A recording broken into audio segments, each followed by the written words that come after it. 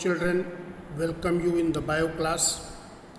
Children, today I am going to teach you oxygen dissociation curve.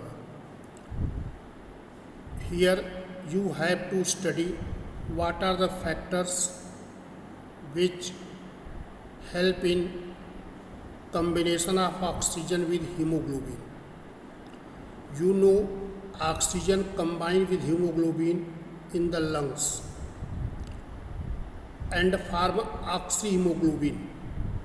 Oxyhemoglobin dissociate into oxygen and deoxyhemoglobin in the tissue. So what are the factors which determine the combination of oxygen with hemoglobin? You will study there are three factors which determine the combination of oxygen with hemoglobin. First factor is high partial pressure of oxygen. Second factor is low partial pressure of carbon dioxide. Next is less hydrogen ion concentration and low temperature. So all these factors are favorable for the formation of oxyhemoglobin. So children, you have to keep in mind what are the factors which are favorable for the formation of oxyhemoglobin. So first is high partial pressure of oxygen. Second is low partial pressure of carbon dioxide. Third is less hydrogen ion concentration. And fourth is lower temperature. So these are the factors which favor the formation of oxyhemoglobin. So this oxyhemoglobin is formed in the lungs. When we are breathing alveolar air is coming in the air sac, that is alveoli.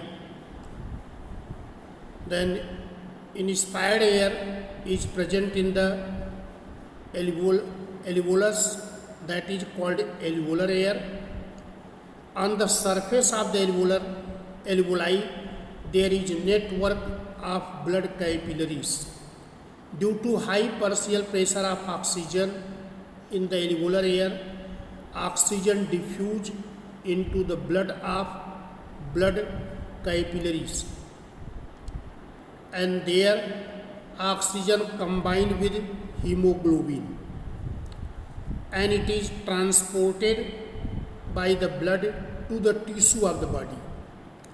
And when it will reach to the tissue of the body, there partial pressure of oxygen is low, partial pressure of carbon dioxide is high, temperature is high, and high concentration of hydrogen ion.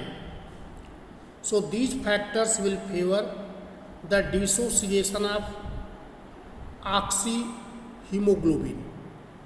So children, you have to keep in mind the factors which favor the dissociation of oxyhemoglobin, that is low partial pressure of oxygen, high partial pressure of carbon dioxide, high concentration of hydrogen ion, and high temperature. So these are the conditions which are favorable for dissociation of oxygen from oxyhemoglobin. Children, this is clear from oxygen dissociation curve. You see in the oxygen dissociation curve, there this curve showing the relationship between the hemoglobin saturation and partial pressure of oxygen. When partial pressure of oxygen will increase, then there is the formation of oxyhemoglobin is there, means blood is oxygenated. When partial pressure of oxygen is low, then blood is deoxygenated. So this is the deoxygenated, this portion is showing, because their partial pressure of oxygen is low. And when partial pressure of oxygen is high, then there is blood is oxygenated. It means oxyhemoglobin is formed. So this is the curve of oxygen dissociation. So this is oxygen dissociation curve. This curve shows the relationship between hemoglobin saturation and partial pressure of oxygen. This curve is sigmoid, and this sigmoid curve is obtained when percentage saturation of hemoglobin with oxygen is plotted against the partial pressure of oxygen. So,